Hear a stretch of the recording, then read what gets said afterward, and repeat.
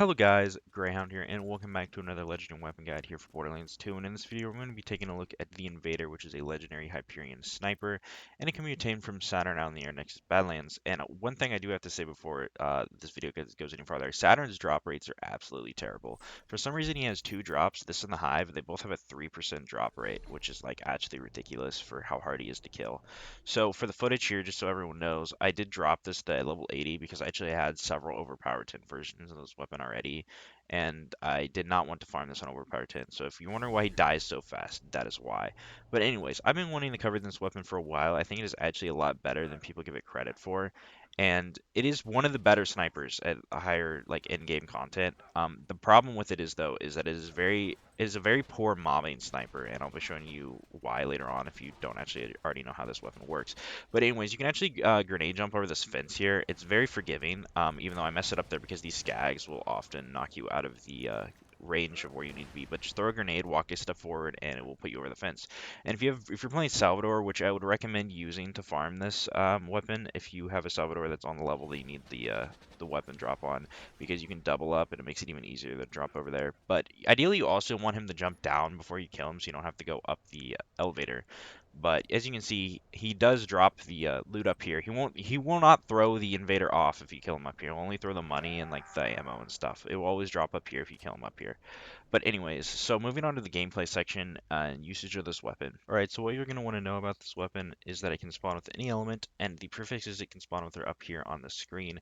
And we are going to want the Venture or the Auditing prefix, and we're going to want the Dahl stock and the Hyperion grip. Secondary best stock you can get is the Hyperion one, but you are going to definitely want the matching grip for the mag size increase because this thing is an ammo hog. So the secondary best stock is actually the Hyperion, but as here I tested the recoil recovery, and for the Dahl we actually get the faster recoil recovery for the pinpoint 5-round burst, which is how this weapon performs is in a 5-round burst. But if you hold your ADS long enough, you'll actually get the 5-round burst on the first one. But for some reason it's bugged. It's supposed to be every burst is pinpoint accurate, but the first one's bugged for some reason, so you actually have to shoot a burst before you can get the secondary one, or hold your ADS for about a second and a half.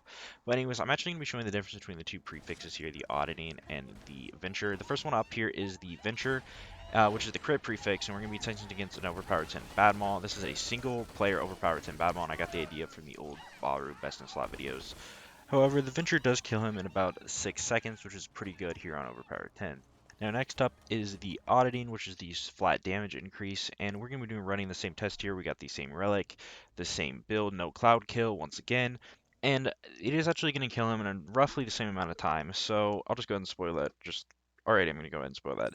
So if you're looking for one, either one of these prefixes will work. It is pretty much down to personal preference, and both of them are pretty good. It actually kills Badmaw pretty quick, and Badmaw is pretty tanky on overpowered 10.